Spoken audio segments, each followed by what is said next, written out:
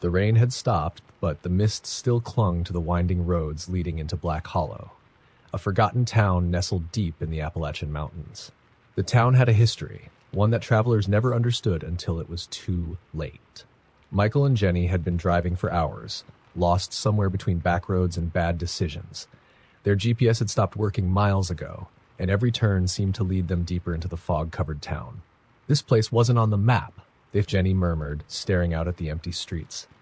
Black Hollow looked abandoned, but something about it felt wrong. A single street lamp flickered, illuminating the only sign of life, a decrepit gas station.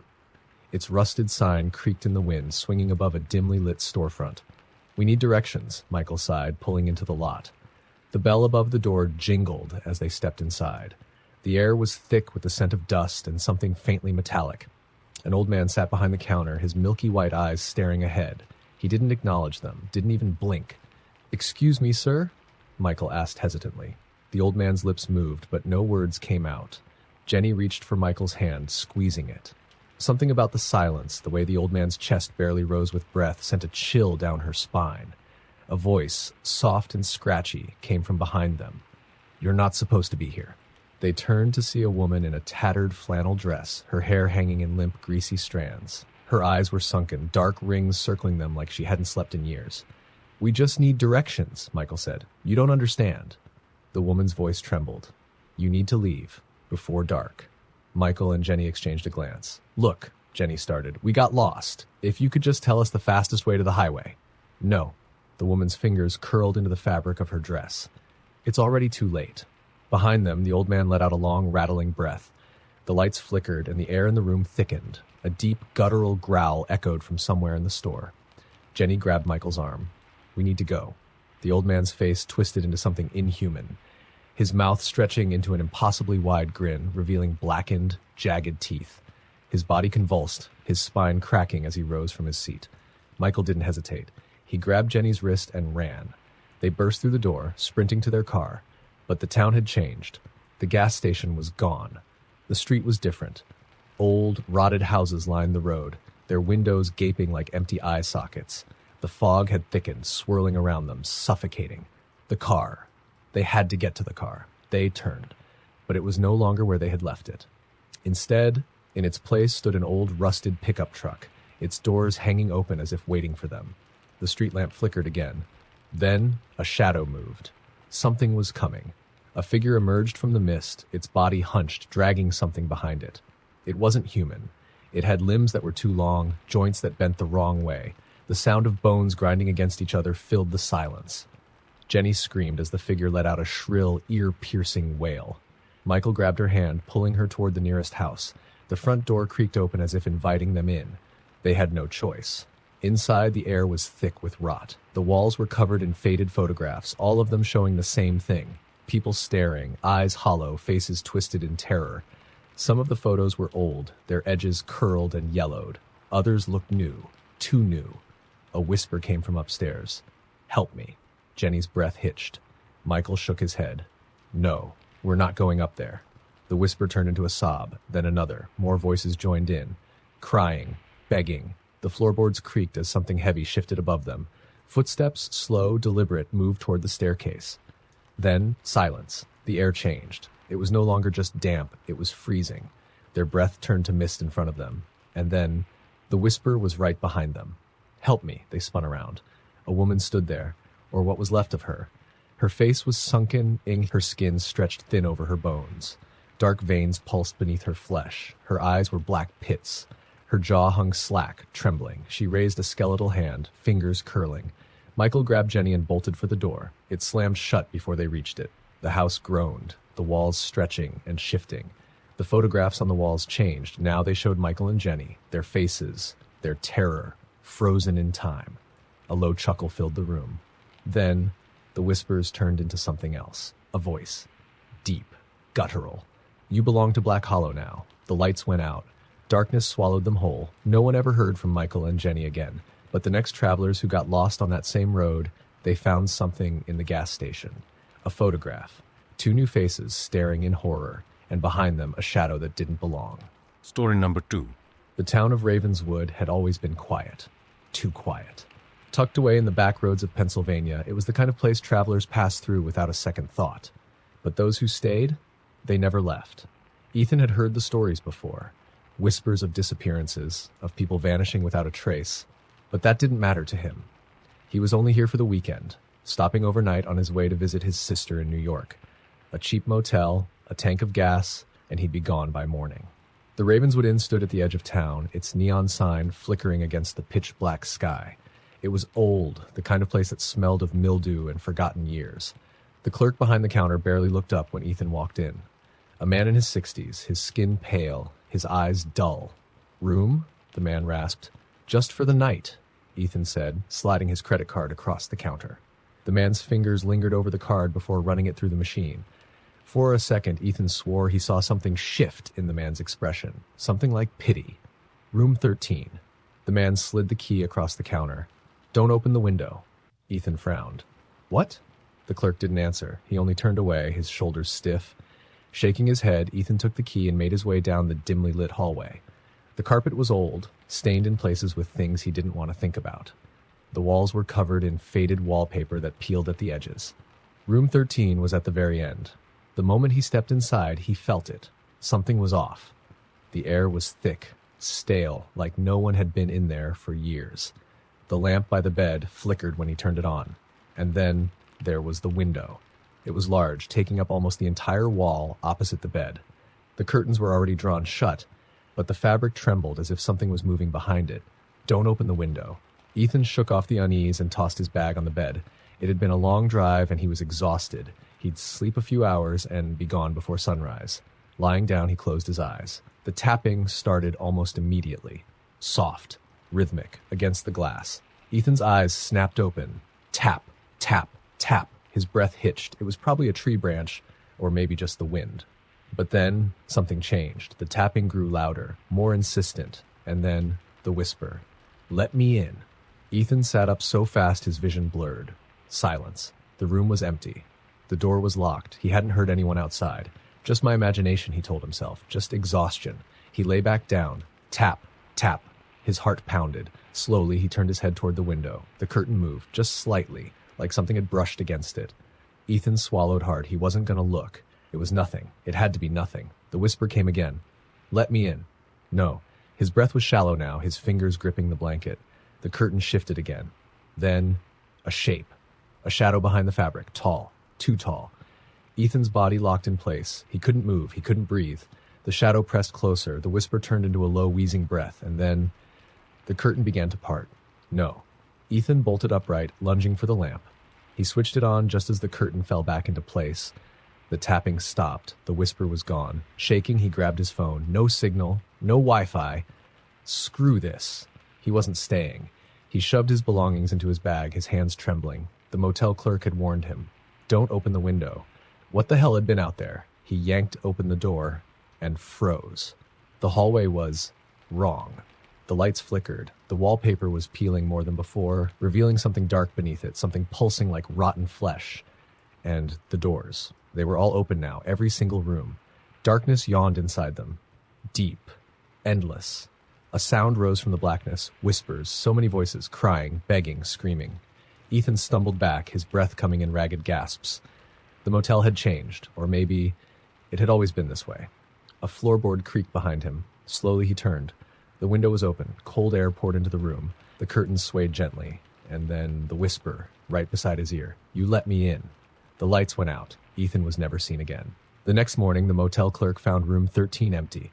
The bed was made. The room was clean, except for the window.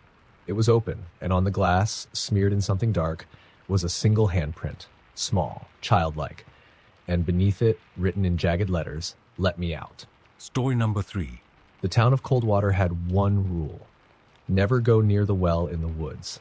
No one could remember when the rule started, only that it had always been there. Parents told their children, teachers warned their students, and old-timers whispered it in hushed voices at the diner. Don't go near the well. Of course, people still talked about it. Some said it was cursed. Others claimed it was a portal to something worse. But no one dared go near it. No one except Daniel. Daniel was 17, bored, and reckless. He had lived in Coldwater his whole life, listening to the same old superstitions, the same tired warnings. He didn't believe in ghost stories. He didn't believe in curses. So, on a crisp October night, under the light of a full moon, Daniel and his best friend Mark walked into the woods. They didn't tell anyone where they were going. They should have. The forest was silent, too silent. No crickets, no rustling leaves, just the crunch of their boots on the dirt path. "How far is it?" Mark asked, glancing over his shoulder. Daniel smirked. "Getting scared?" Mark rolled his eyes, but he didn't answer. He didn't like this. Something about the woods felt wrong. After a few more minutes, they saw it. The well. It stood in a small clearing, surrounded by dead grass and twisted trees. The stones were old, covered in thick moss. A wooden lid rested on top, heavy and rotting. Daniel stepped forward. "So this is it." Mark swallowed hard. "Let's go, man." Daniel ignored him. He stepped closer, brushing his fingers against the rough stone. Cold. Too cold. His breath came out in a mist, even though it wasn't that chilly. Something dripped onto his hand. He frowned and looked up. A shadow moved. It was fast. Too fast to be an animal. A flicker of darkness against the trees. Daniel's heart pounded, but he forced himself to laugh. Probably just a bird. Mark didn't respond. He was staring at the well, his face pale. "Daniel," he whispered. "What?" Mark pointed. The wooden lid had shifted, just slightly, like something underneath had pushed it. Daniel's stomach twisted. Then came the sound, a wet, gurgling whisper. "Daniel." His blood turned to ice. Mark backed away. "We need to go." Daniel wanted to move, but his feet wouldn't listen. A scraping sound came from inside the well, nails against stone. Then something began to rise. A hand. Pale, bloated, covered in something black and dripping. Fingers curled over the edge, nails cracked and splintered. The whisper came again, louder this time. "Daniel." His breath hitched. It knew his name. Then the lid slid further, revealing more. A face. Gaunt. Hollow. Lips stretched too wide, skin sagging like it had been soaked in water for too long. And the eyes. Black pits locked onto him. Daniel couldn't move, couldn't breathe. Then it lunged. Daniel screamed, stumbling back as Mark grabbed his arm and yanked him away. They ran, crashing through the trees, branches clawing at them. Behind them, the whisper turned into a shriek. The well was no longer silent. Something was coming. They didn't stop running until they burst out of the woods, gasping for air. The town was still. Normal. Like nothing had happened. But Daniel knew. Something had woken up. That night, he barely slept. Every time he closed his eyes, he heard it. The whisper, calling his name. The next morning, Mark didn't answer his phone. Daniel biked to his house, pounding on the door. No answer. His stomach twisted as he tried the handle. It was unlocked. Inside, the house was silent. The air was thick, damp. Then he saw the footprints, wet, leading up the stairs to Mark's room. The door was open. Daniel stepped inside, heart hammering. The bed was empty. The sheets were wet. And on the wall, smeared in something dark, were 3 words. "I took him." Daniel staggered back, his breath coming in ragged gasps. Then behind him, a whisper, closer than before. "Daniel." The lights flickered. The air turned freezing. And he knew the well wasn't finished with him yet. Story number 4. The town of Hollow Creek had a rule: never answer a knock after midnight. Maggie had heard it 100 times growing up. Everyone in town followed it, no matter what. If you heard knocking at your door after midnight, you ignored it. You locked your doors, closed your blinds, and pretended it wasn't there. No one talked about what happened to those who answered. Maggie never believed in the stories. They were just meant to scare kids, to keep people from opening their doors to trouble, until the night she heard it herself. It was late, past 2 a.m. when she woke to a sound. Knock, knock, knock. She sat up, her heart pounding. She lived alone. No one should be knocking on her door at this hour. Maybe it was just her imagination, the wind, the house settling. Then it came again. Knock, knock, knock. Slow, rhythmic. Maggie's breath caught in her throat. She grabbed her phone, checking the time. 2:14 a.m. She swallowed hard, creeping toward the front door. The porch light was off, but she could see a shadow through the frosted glass. Someone was standing there. The town's rule echoed in her mind. Never answer a knock after midnight. But what if someone needed help? What if someone was hurt? She reached for the lock and stopped. Something was off. The shadow wasn't moving. It wasn't shifting the way a person should. It was too still. And then something else. The doorknob twitched. Not turning, just shaking, like someone was trying to see if it was unlocked. Maggie stepped back, her pulse racing. Then, a whisper. Maggie. Her blood turned to ice. Whoever was out there knew her name. She backed away slowly, gripping her phone with trembling hands. She typed out a message to her neighbor. "There's someone outside my door. Call the police." Before she could hit send, the power cut out, the lights went dark, the hum of the refrigerator stopped, and then knock, knock, knock. Louder this time. Maggie held her breath. From the corner of her eye, she saw something move outside the window. A shape. Tall. Wrong. She clamped a hand over her mouth, forcing herself not to scream. Then another whisper. Closer. "Let me in." Maggie turned and ran. She locked herself in her bedroom, barricading the door with her dresser. Silence. Had it left? She stayed awake, listening. Hours passed. Then, as the first rays of sunlight crept through her curtains, a single, final knock. Soft. Almost disappointed. She waited another hour before finally opening the door. Nothing. No footprints, no sign that anyone had been there. But on the door, just below the peephole, was something scratched into the wood. "I'll try again tomorrow." Maggie moved out of Hollow Creek that same day. She never heard the knocking again, but every now and then, late at night, she swore she could still hear the whisper. "Let me in." Story number 5. The road to Red Hollow wasn't on any map. It wasn't supposed to exist. Tom and Lisa had been driving for hours, lost somewhere in the backwoods of Tennessee. The GPS had died miles ago, and every turn seemed to lead them deeper into nowhere. Then they saw the sign. "Welcome to Red Hollow." A small town, untouched by time, nestled between towering trees and thick fog. "We should ask for directions," Lisa said, staring at the empty streets. Tom hesitated.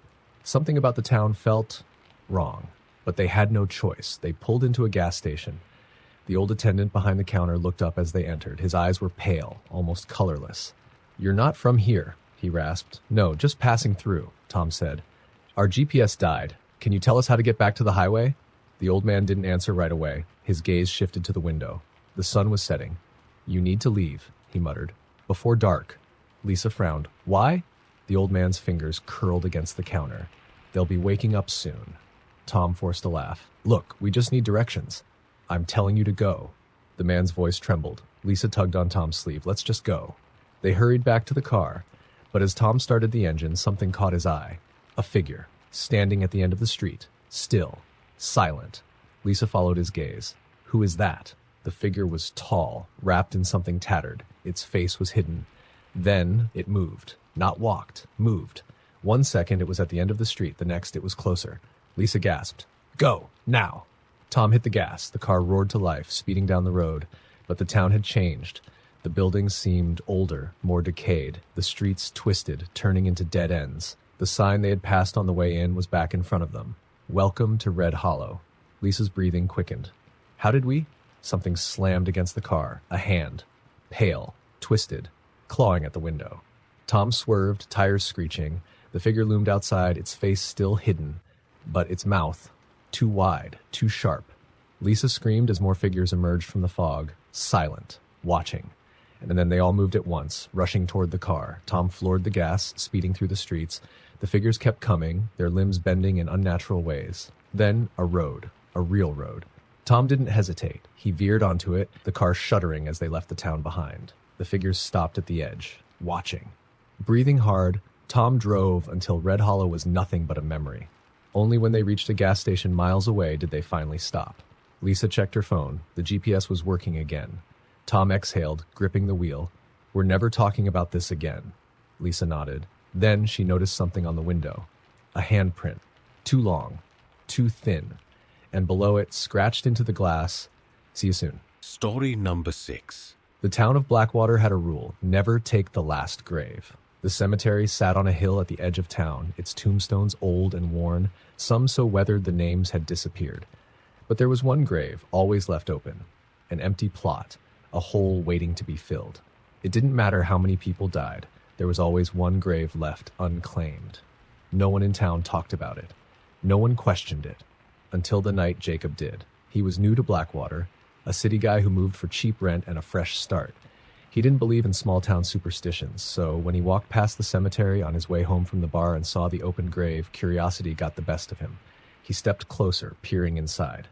The hole was deep, deeper than it should have been. The air that rose from it was cold, unnaturally so. A single headstone stood beside it. No name, no date, just 3 words. "This one's yours." Jacob laughed. Creepy. Then something shifted. From the darkness of the grave, a whisper. Come closer. Jacob's breath caught, his skin prickled. There was something down there. Slowly he backed away. The ground beneath him trembled. The whisper came again. Come closer. Jacob turned and ran. By the time he got home, he had convinced himself it was a prank. A weird, unsettling prank. But when he checked his shoes, they were covered in dirt, and the scent of freshly turned soil filled his apartment. That night, he barely slept. He dreamed of the grave, of something crawling out of it. The next morning, he decided to go back, to prove to himself it was nothing.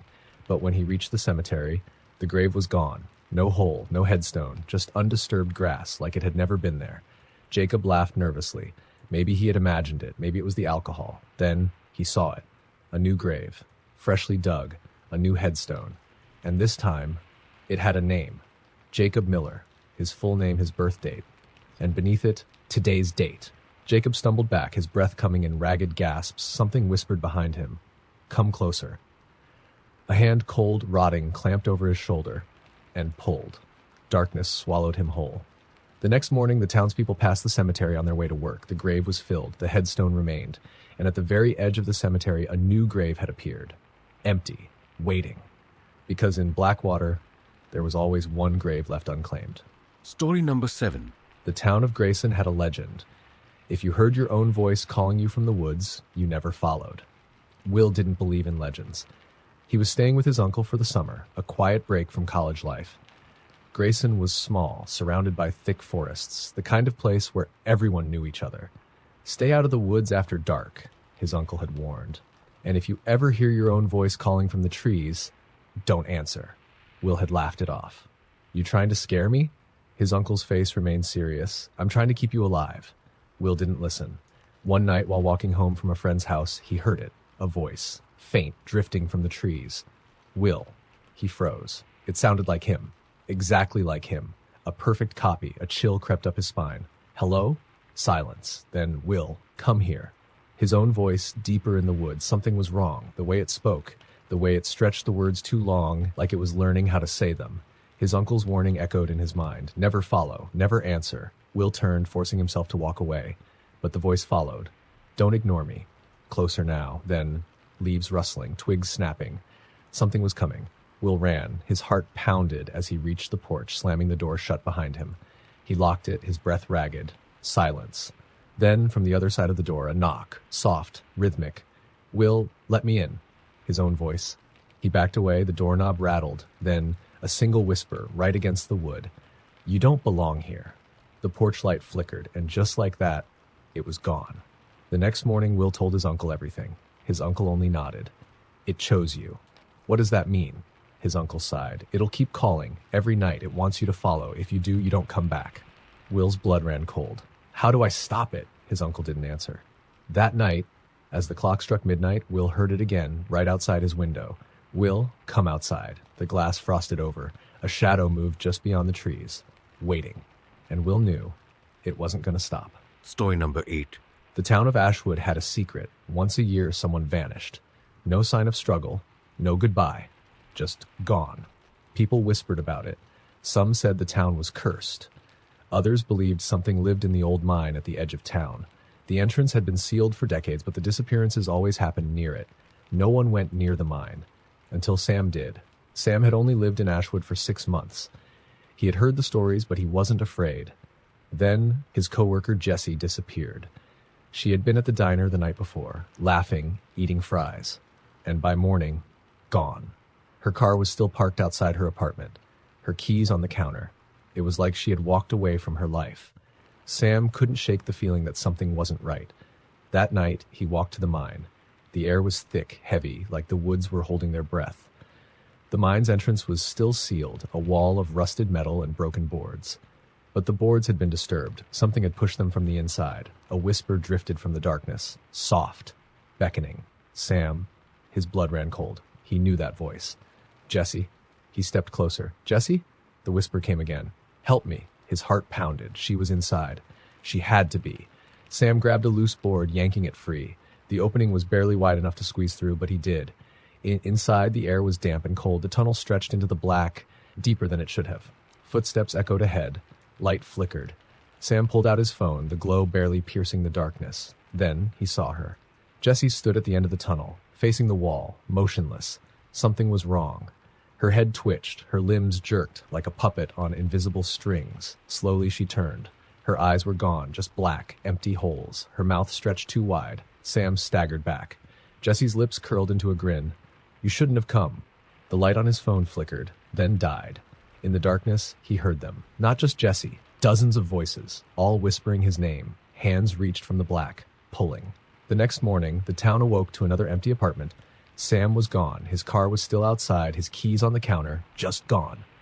The people of Ashwood didn't ask questions. They never did, because they knew the mine always takes what it's owed. Story number 9. The town of Briar Hollow had a rule: never sleep with the closet door open. Emma never cared for rules like that. She had just moved into town, renting a small house at the edge of the woods. It was cheap, quiet, and perfect for a fresh start. The landlord had only one request before handing over the keys. "Keep the closet door shut at night." Emma laughed. "Why?" The landlord hesitated. "Just do it." She didn't press further. That first night, exhausted from unpacking, she barely noticed the closet door was open a crack. The hinges were old, and it must have swung open while she was moving things around. She left it. Sometime past midnight, a soft creak woke her. The room was dark, the air unnaturally still. Then, another creak, like wood shifting. Her eyes adjusted to the darkness, and she saw it. The closet door, wider than before. Hadn't she left it just slightly open? A cold prickle ran down her spine. She rolled over, facing the other way. It was just her imagination. Then came the whisper, faint. So quiet she almost thought she had dreamed it. "Emma." She froze. Her heart pounded in her ears. She wasn't imagining that. Slowly, her eyes drifted back toward the closet. The door was fully open now, and something was inside. She couldn't see it, only the black void of the closet's interior. But she felt it. Watching. Waiting. She held her breath. Don't move. Don't blink. Then, the mattress shifted. Like something had climbed onto the bed, the whisper came again, right beside her ear. "Don't close the door now." Emma screamed, throwing herself off the bed and scrambling for the light switch. The second the room flooded with light, the closet was shut, tightly, like it had never been open. Her breath came in ragged gasps. Had she imagined it? No, because on the floor, just inches from her bed, were long, thin footprints, like something had walked out of the closet and almost reached her. Emma didn't sleep the rest of the night. By morning, she nailed the closet door shut. She never opened it again. And every night, just before she drifted off, she swore she heard it. The soft sound of nails against wood, scraping. Story number 10. Evelyn had always hated the road through Blackwood Hollow. It was an old highway, cutting through miles of dense, twisted forest. The pavement was cracked, the streetlights sparse. Locals called it the Vanishing Road because people who drove it at night sometimes disappeared. She never believed the stories, until the night she found herself on it. It was late, past midnight, and she was driving home from visiting her sister in the next town over. Her GPS had stopped working miles ago, and every turn seemed to lead her deeper into the woods. She checked her phone. No signal. The radio buzzed with static. The headlights cut through the darkness, revealing nothing but endless road. No signs, no intersections, no familiar landmarks.